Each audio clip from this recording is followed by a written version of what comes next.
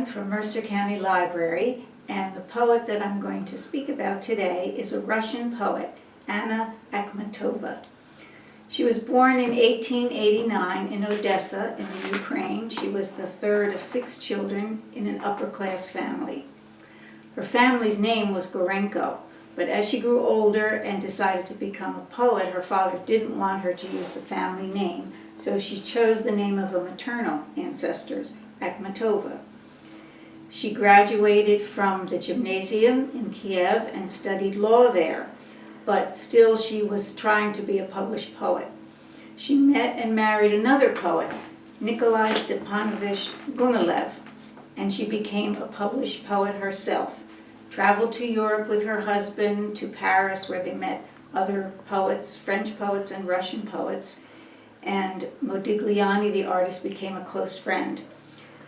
She was part of a group of poets from Russia who were called Akhmarists, who were trying to move from the symbolist poetry earlier to a new kind of poetry portraying emotions and aesthetic objects. Then came World War I, very hard on everyone. She had had a son, Lev, just before the war, and he was raised by his paternal grandparents. Her husband was gone much of the time, and she was also still participating in the life of a poet in Russia. And she divorced her husband and married again in 1918 another poet, living a bohemian lifestyle still, and because her husband was accepted by the government, they were able to get an apartment, but they still had extremely difficult life with much hardship, as everybody did in Russia. She was one of the upper class poets who refused to leave Russia. She wanted to stay in her own country, and she wrote a lovely poem about that. She was denounced, even with that, as an ideological adversary, and in 1925, all her publications were officially suppressed. She didn't publish anything until 1940. She composed in secrecy, and she would put a few lines of her poems on paper, give them to her friends, they would memorize them, and then they would burn the slips of paper under constant threat of search and arrest.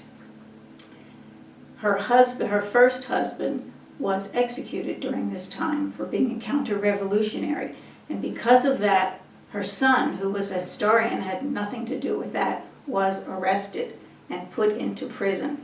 He spent much time between 1935 and 1956, either in prison or in forced labor camps. And at this time in the 30s, more than 600,000 people were executed in Russia, and many, many more starved or were sent to forced labor. She wrote a poem called Requiem, and that's the one I'm going to read, not the whole thing, but part of it here.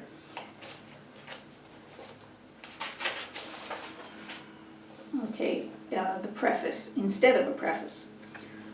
During the frightening years of the Yesov terror, I spent 17 months waiting in prison queues in Leningrad. One day, somehow, someone picked me out. On that occasion, there was a woman standing behind me, her lips blue with cold, who, of course, had never in her life heard my name. Jolted out of the torpor characteristic of all of us, she said into my ear, everyone whispered there, "Could one ever describe this?" And I answered, "I can." It was then that something like a smile slid across what had previously been just a face.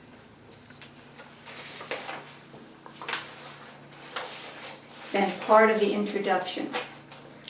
You were taken away at dawn. I followed you, as one does when a corpse is being removed. Children were crying in the darkened house. A candle flared, illuminating the Mother of God. The cold of an icon was on your lips, a death-cold sweat on your brow. I will never forget this. I will gather to wail with the wives of the murdered Stretsky, inconsolably beneath the Kremlin towers. And this is section 4, where she talks about what she had been before and what she was now. Giggling, poking fun, everybody's darling, the carefree sinner of Sarkozy Cello. If only you could have foreseen what life would do with you, that you would stand, parcel in hand, beneath the crosses, 300th in line, burning the New Year's ice with your hot tears. Back and forth the prison poplar sways, with not a sound. How many innocent, blameless lives are being taken away? And then section 5. For 17 months I have been screaming, calling you home. I've thrown myself at the feet of the butchers for you, my son, and my horror. Everything has become muddled forever. I can no longer distinguish who is an animal, who a person, and how long the wait can be for an execution. There are now only dusty flowers, the chinking of the thurible, tracks from somewhere into nowhere, and staring me in the face and threatening me with swift annihilation, an enormous star. Then from section 8, where she is addressing death, and it's called To Death. You will come anyway, so why not now? I wait for you. Things have become too hard. I have turned out the lights and opened the door for you. So simple and so wonderful.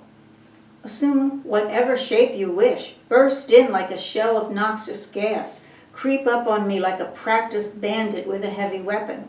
Poison me, if you want, with a typhoid exhalation, or with a simple tale prepared by you and known by all to the point of nausea. Take me before the commander of the blue caps and let me glimpse the house administrator's terrified white face. I don't care anymore. The river Yenisei swirls on. The pole star blazes. The blue sparks of those much-loved eyes close over and cover the final horror. And this is from the epilogue. I have learned how faces fall, how terror can escape from lowered eyes, how suffering can etch cruel pages of cuneiform-like marks upon the cheeks. I know how dark or ash-blonde strands of hair can suddenly turn white. I've learned to recognize the fading smiles upon submissive lips, the trembling fear inside a hollow laugh.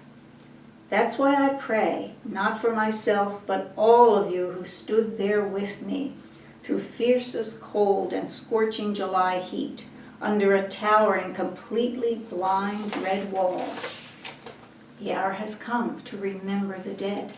I see you, I hear you, I feel you. The one who resisted the long drag to the open window, the one who could no longer feel the kick of familiar soil beneath her feet, the one who, with a sudden flick of her head, replied, I arrive here as if I've come home. I'd like to name you all by name, but the list has been removed and there is nowhere else to look. So I have woven you this wide shroud out of the humble words I overheard you use. Everywhere, forever and always, I will never forget one single thing. Even in new grief, even if they clamped shut my tormented mouth through which 100 million people scream, that's how I wish them to remember me when I am dead. On the eve of my Remembrance Day, if someone someday in this country decides to raise a memorial to me, I give my consent to this festivity, but only on this condition. Do not build it by the sea where I was born. I've severed my last ties with the sea. Nor in the Tsar's park by the hallowed stump, where an inconsolable shadow looks for me. Build it here, where I stood for 300 hours, and no one slid open the bolt. Listen, even in blissful death, I feel that I will forget the Black Mariahs, forget how hatefully the door slammed and an old woman howled like a wounded beast. Let the thawing ice flow like tears from my immovable bronze eyelids, and let the prison dove coo in the distance while ships sail quietly along the river. And this poem was finished, well, that's from March 1940, but really it wasn't finished until the 50s. And she was able to publish another book, a collected poems, in 1940, but then a few months later it was removed. And she really didn't publish again until the late 50s. Her son was still away in prison, and she dedicated that poem, Requiem, to all those who saw their loved ones dragged away in the middle of the night to be crushed by acts of torture and repression. She began publishing again in 1958, but with heavy censorship. She was deeply loved and lauded by the Russian people, many of whom had read her poems while they were not published, but were handed around to each other. She received some honors in the 60s and was able to travel abroad, and she died at age 76 in 1966. And I looked for a not sad poem to read at the end, but it was very difficult to find one that was in the public domain, so I'm just going to read this one called I Taught Myself to Live Simply. I taught myself to live simply and wisely, to look at the sky and pray to God, and to wander long before evening to tire my superfluous worries. When the burdocks rustle in the ravine and the yellow-red rowanberry cluster droops, I compose happy verses about life's decay, and beauty. I come back. The fluffy cat licks my palm, purrs so sweetly, and the fire flares bright on the sawmill turret by the lake. Only the cry of a stork landing on the roof occasionally breaks the silence. If you knock on my door, I may not even hear.